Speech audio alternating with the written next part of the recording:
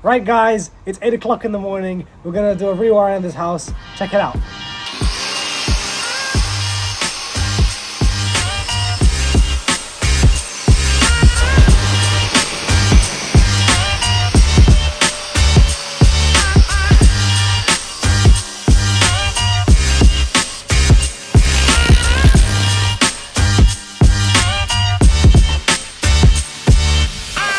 Alright guys, welcome back to another electrical video. Today we're going to be looking over a rewire that we just did recently.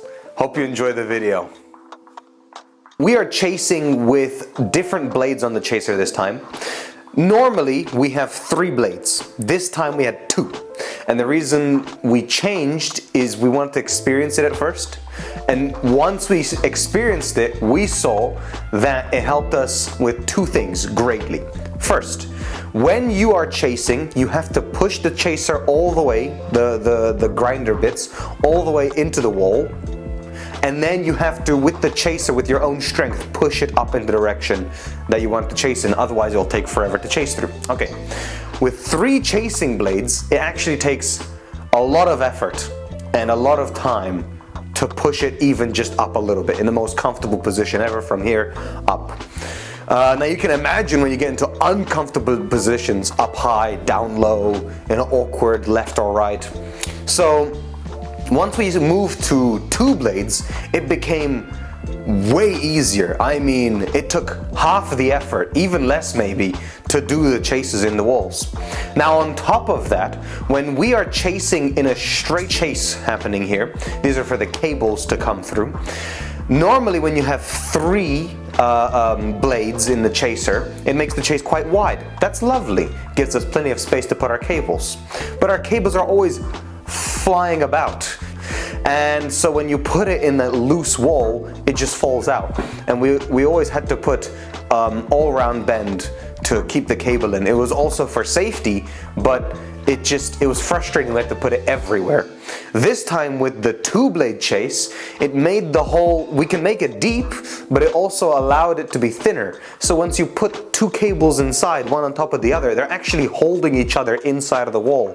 And that helped us a lot with bonding. Now we didn't have to put so many clips everywhere to hold the cables in. We only had to put them in key places for safety reasons. In this example, you'll see that we like to do a certain chase in the wall with this chaser. We don't completely chase out the wall. Now the reason we don't completely chase out the wall is if you were to spend the time and align the cuts and make a cut on top of another cut and then the next line, next line, next line, next line, it takes you 4 times the amount of time it should take you to chase out an entire box. Now the reason we cut and chase in this almost cross-hatch technique, it helps us when we are putting in the boxes.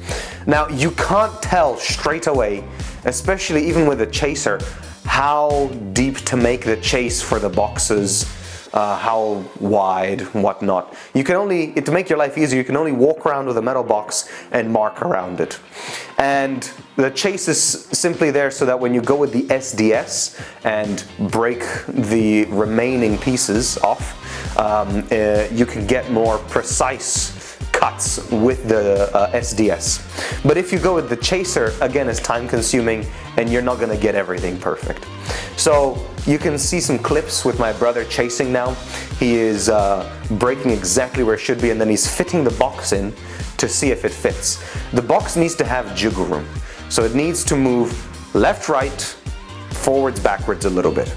And if you have enough, like not too much playroom, I'm not saying for you to break the wall all the way through, just enough playroom that your finger can fit behind the box or from the front of the box and the edge of the wall, you know you have enough playroom to put bonding inside. If it's deeper than that, you're just gonna spend tons of bonding. If it's more shallow than that, the problem you're gonna run into is you may have forgotten to chase a tiny piece here or there. Because these boxes are metal and they have sharp corners sticking out on the sides, once you put the boxes in, even if they jiggle back and forth, they may get stuck on a piece of brick that you may have forgotten to chase. And so the biggest trouble with that is you don't want to come later when you're bonding and chase after the person that should have done a proper job. So that's why you, as the chaser with the SDS, go a little bit deeper to account for trouble like that. So after we finish chasing, we put the boxes with bonding inside of the walls, and we started to lift up the floorboards upstairs so that we could run cables. We then drilled all of the holes for the cables inside the joists. Now, we only had enough time to run sockets upstairs and sockets downstairs. In the next video, you will see the second day, and that's when we ran the rest. But this is all that we had time for. I think it was very productive. I mean, in this day, we did chasing, cutting in all the walls, removing anything old. Then we bonded all of the new sockets and switches in place. We only left the long strips for the cables so that we could run those in the future. And right guys, that's it. That's the end of the video. Thank you so much for watching it all the way through. I am trying to shorten my videos, so let me know in the comments if they are too short or if they are great. And if you liked it, like it. If you disliked it, dislike it. And I'll see you guys in the next video. See ya.